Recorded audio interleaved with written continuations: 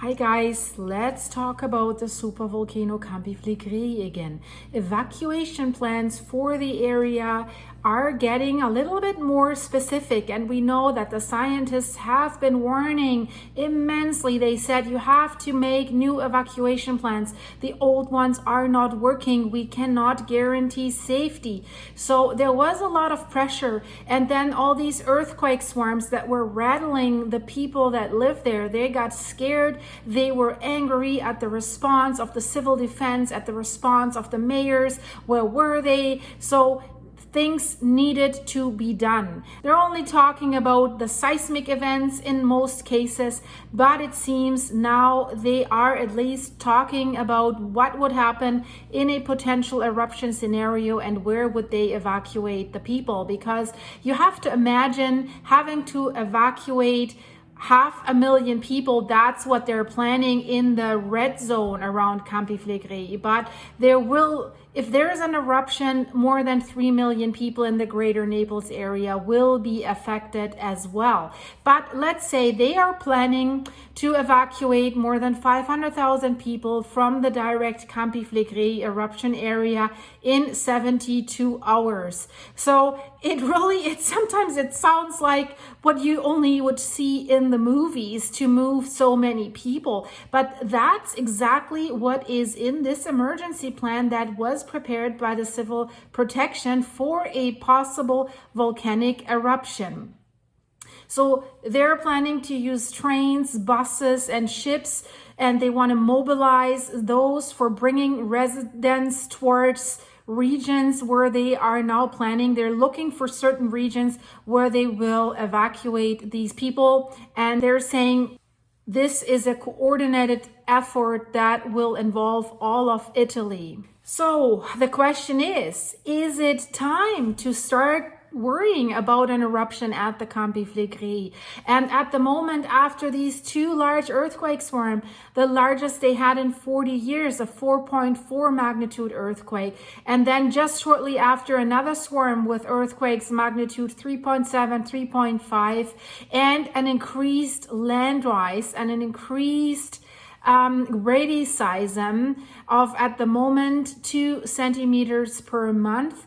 The answer is yes, it is time to start to worry, and scientists that are monitoring this area on a regular basis, they are worried. Roberto Scandone, a seasoned scientist that has been monitoring Campi Flegrei and Vesuvius for decades, he already said in March, before the hefty swarms even occurred, that he would evacuate right now if he had the possibility to do that.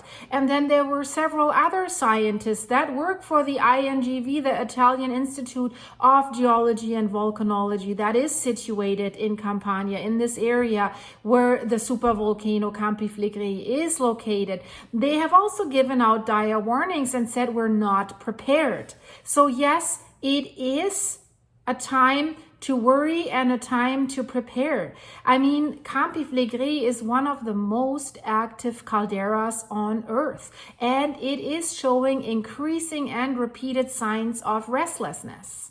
Does this mean we need to be worried about an eruption? Well, the answer is probably maybe, with a tendency to yes in the recent weeks. The last eruption at Campi Flegrei has happened 485 years ago. And of course, since then, a lot has changed in the area, especially how densely populated it is. Right now, people have built on these calderas in between as if there was nothing, right? So in 1538, when the last eruption was happening at Monte Nuovo, that's also, you see this on the map, that's one of these many craters that form Campi Flegrei. Campi Flegrei is stretching out 100 kilometers even into the sea, into the Gulf of Pozzuoli. So when Monte Nuovo was formed, that's a volcanic crater, the population in and around Naples was only a few 100,000 people. Now we're talking about more than 3 million people. That is the magnitude we're dealing with should there be another eruption. The 1538 eruption has produced this small cinder cone in Pozzuoli, basically at the mouth of the Bay of Naples. And when it erupted, it was burying all these medieval villages around it. So now we see increased restlessness under the Campi Flegrei supervolcano in Italy. And together with the fact that even a smaller eruption like the 1538 eruption might require the evacuation of at least 500,000 people from a densely settled area. So, and imagine there is an eruption, people that live in the greater Naples area, millions of people, they don't know right away how big it is. So there will be panic, people will try to escape. So even if you only think 500,000 people need to be evacuated, I think this is not enough. But let's say you've got your plans ready, buses, trains, and boats, and you know, an eruption always comes with an earthquake swarm. So buildings are rattled. These buildings that are in these areas, a lot of them are very old stone buildings, so they can collapse, they can block the roads. But do you think, what would you do if you lived in the greater Naples area, not in the red zone, but you see that there's an eruption and that these people are being evacuated? Will you stay at home and sit this out and see how big this eruption is going to be or going to become? Or will you be in panic and get in your car and try to get out? I think you will get into your car and try to get out. And then everything will be clogged because, like I said, the earthquakes might have brought buildings down that block the roads, highways will be clogged, streets will be clogged, people running around. So that evacuation plan to safely evacuate 500,000 people, you need to also consider the fact that the others will start to run as well and clog the roads. So I think this is a very, very difficult situation, and it's going to be very, very hard to say the least. Campi Flegrei, the caldera there is definitely restless right now, and the recent earthquake swarms have increased the concerns. And we also had earthquake swarms last year. Maybe you have seen my video where I talk about why don't they raise the alert level, because back in 2023, even at the end of 2023, when they had an earthquake swarm with already an earthquake above 4, they said should these earthquake swarms continue, they will raise the alert level, which would trigger evacuations of prisons, hospitals, and a voluntary evacuation of the people that live in direct proximity. So the earthquake swarms have continued. The Brady size and the land rise has continued, has accelerated, has increased, but they haven't raised the alert level. So check out this video. I'll put it in the end screen.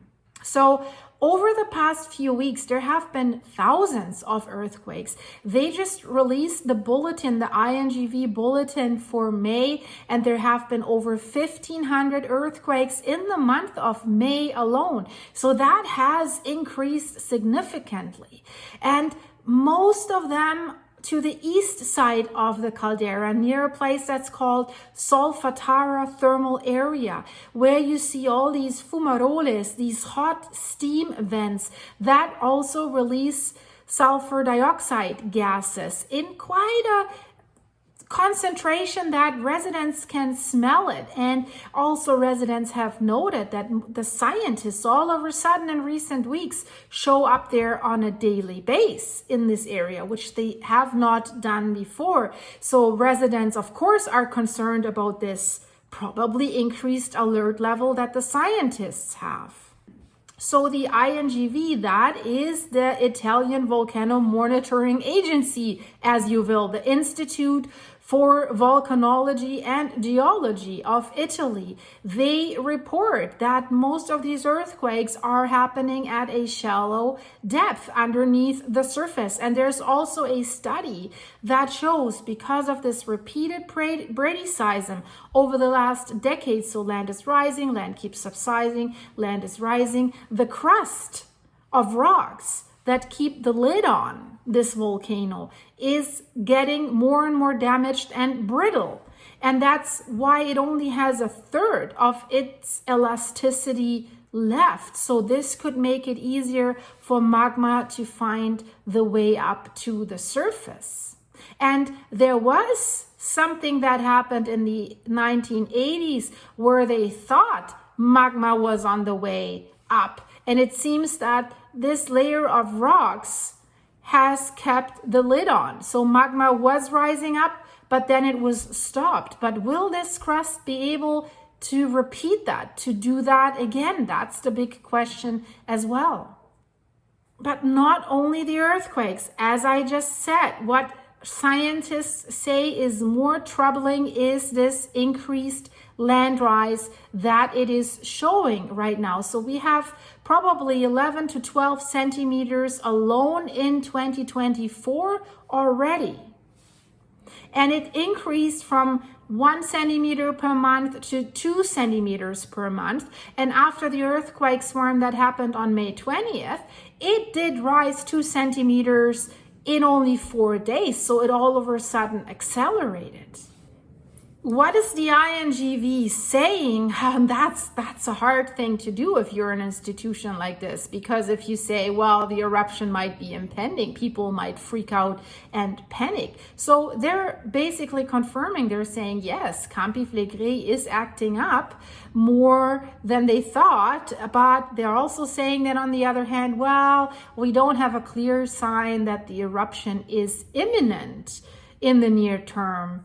So that's why they have the volcano on alert status yellow. That means people should pay attention to where this unrest goes. So what's happening with this unrest, and be prepared for a potential evacuation.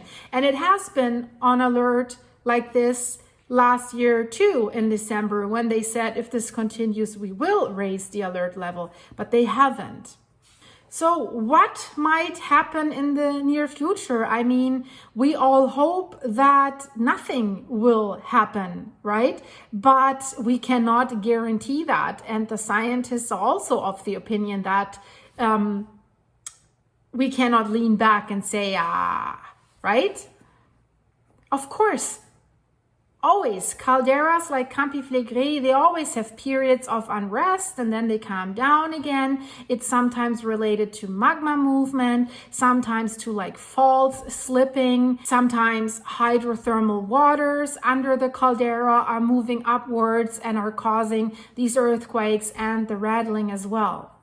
But the recent signs, how it comes all together, plus a groundbreaking new study, I've made a video about that too, it's in the end screen, has confirmed that there is a magma chamber that is at a shallow depth of only between like 4 to 5 kilometers where magma has accumulated. So from there, there's not too much way to go to reach the surface.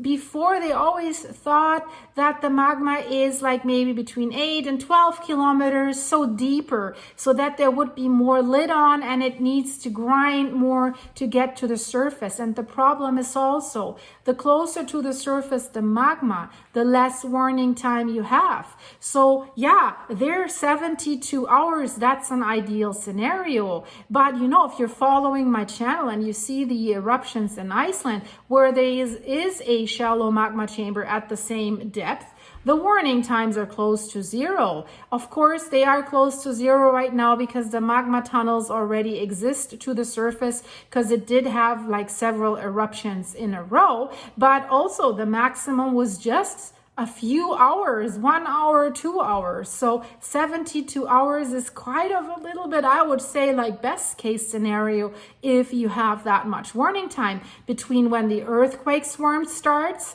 That means magma's on the move, grinding its way somewhere, and then a potential eruption. So we can only hope that even if there was an eruption, if an eruption would happen, that it would be an eruption hopefully at the scale of Monte Nuovo, so not the big supervolcanic eruption. So because the A supervolcanic eruption is an unimaginable explosion, an explosive eruption like the one that happened 15,000 years ago. They call it the Neapolitan yellow tuff. So an eruption of that scale would influence the whole world, would cause little ice ages, food shortages, and stuff like this, because these particles that would be sent in the atmosphere, they would go around the world and cause problems.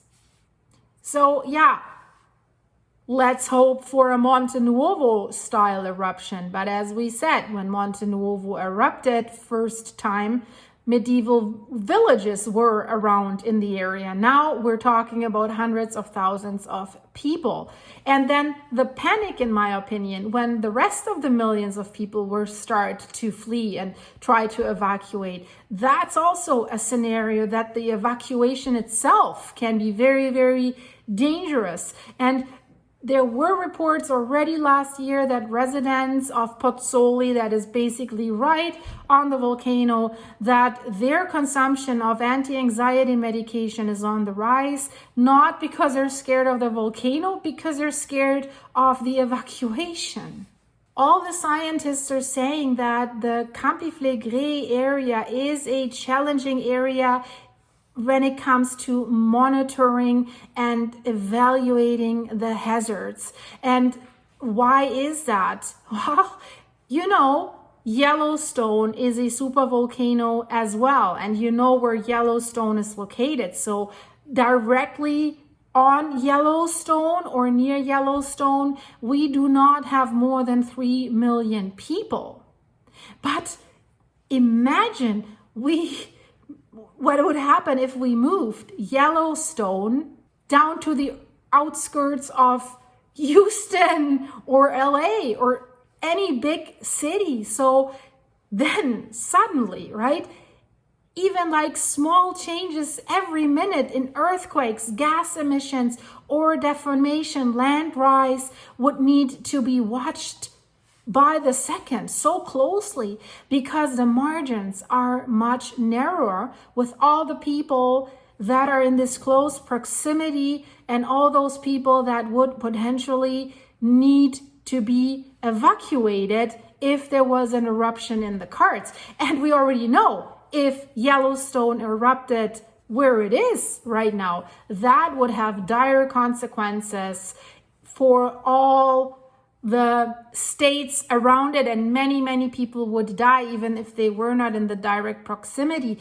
because of falling ashes. And as we just mentioned, right, food shortages. If the sun is blocked, nothing grows. So very scary. But this is what we're talking about at Campi Flegrei here. The world knows most about Yellowstone, and Campi Flegrei was very little known up until the early 2000s. People that lived there didn't even know about it. They thought that the visible crater, that Vesuvius, is the problem, right? But Campi Flegrei is the more dangerous volcano. So seismic unrest at the Campi Flegrei has happened multiple times over the last 50 years. That's why that crust gets more damaged, because of these Brady seism, periods of land rise, periods of land subsidence. So the caldera began to show this level of increased activity in the 1960s, after it had been relatively quiet for a few centuries. And then the caldera began to start these Brady seisms.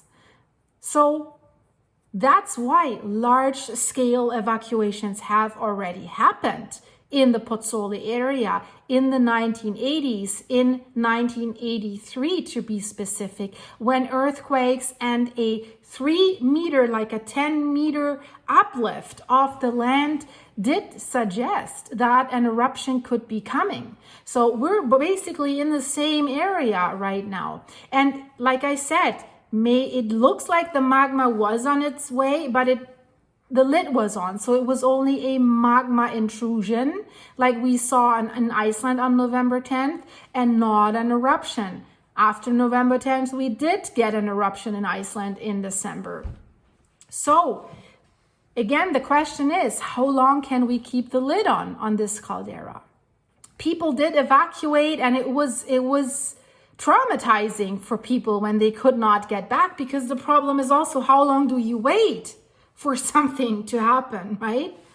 There was another heavy earthquake swarm in 2012, but that didn't lead to an eruption either. But one of these events eventually will, right? So that's why it is so challenging for authorities and governments to make the call.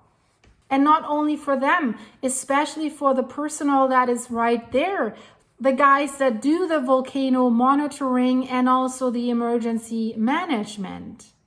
When would they pull the trigger, right? They receive shit from residents if they evacuate multiple times and nothing's going to happen, right? That's why the region and Italy as a whole has suffered from confusion and also misinformation about potential geological disasters in the recent past. And therefore, the public trust in the agencies seems to be thin. And that's why they're angry when this earthquake swarm happened on May 20th and they felt left alone by the authorities, and again, felt like they're not getting all the information.